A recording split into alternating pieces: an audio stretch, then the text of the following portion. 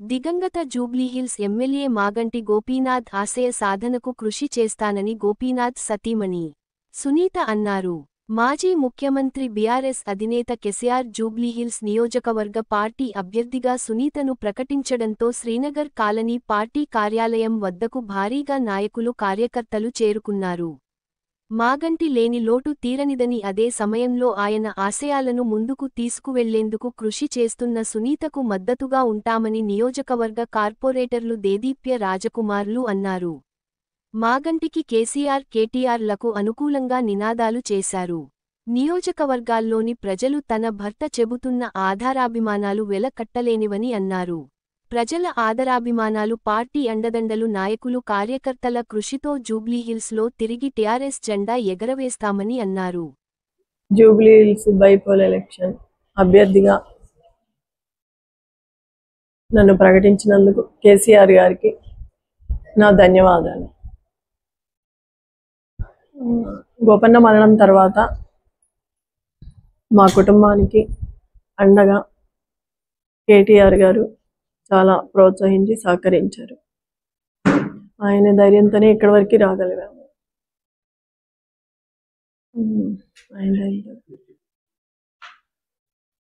అంటే జనాల్లోకి వెళ్ళి వాళ్ళు అన్న అనుకున్న ఆశయాలు ఏవైతే అయిపోయినాయో, మధ్యలో ఉన్నాయో, అవి అన్న ఆశయాలకు అనుగుణంగా ఆ పనులు నెరవేర్చాలని అనుకుంటున్నాను. ప్రజల్లోనే ఉంటూ మాగంటి గారు అంటేనే ప్రజల మనిషి అని పేరు వచ్చింది.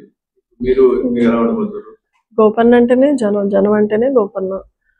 జూబ్లీహిల్స్ నియోజకవర్గం తన కుటుంబ సభ్యులుగా ఒక ఫ్యామిలీలా అనుకొని ఎప్పుడూ ఉండేవాళ్ళు. ఎవరికై కష్టం వచ్చినా అడగంగానే వెళ్ళి ఆ ఆపద నుంచి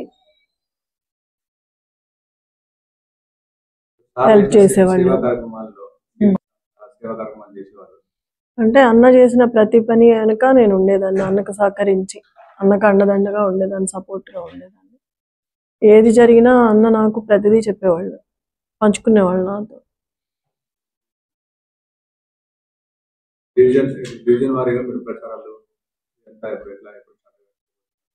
ఆల్రెడీ స్టార్ట్ చేసాం, వెళ్తున్నాము.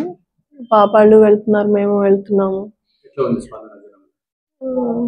ఏ ఇంటికి వెళ్ళినా గోపన్న ఫోటో చూపిస్తున్నారు ఇంట్లో, మా ఇంటి పెద్ద కొడుకు అని. చాలా బాధపడుతున్నారు, ఏడుస్తున్నారు. ఒక పెద్ద దిక్కును కోల్పోయామని.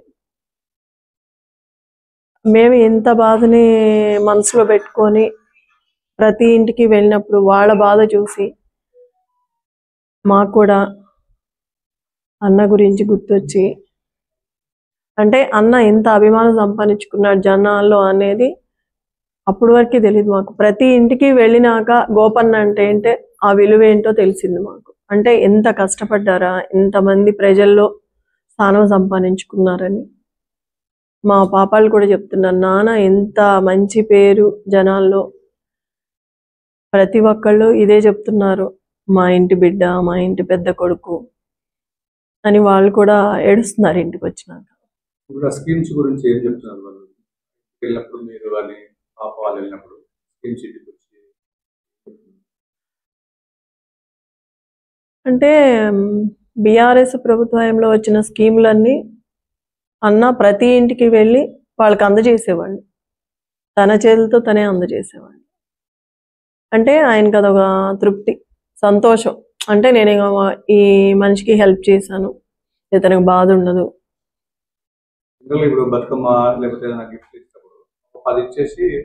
లేదు లేదు లేదు, అన్న ఎంతమంది అయితే ఉన్నారో అంతమంది అయ్యే వరకు తన చేతులతోనే ఇచ్చి వచ్చేవాడు. అది ఎంత టైం అన్నా అవని. అంటే అన్న చేతులతో ఇస్తే అన్నకు ఆనందం. అంటే ప్రతి మనిషికి నా చేతి నుంచి వెళ్ళింది, నా మనుషులు, నా ఫ్యామిలీ అని అట్లాగే ఉండేవాళ్ళు. అది ఎంత టైం అన్నా అవునాయి, ఎన్ని వేల మంది అన్నా అవునాయి, అన్ని వేల మందికి తన చేతులతోనే ఇచ్చేవాళ్ళు.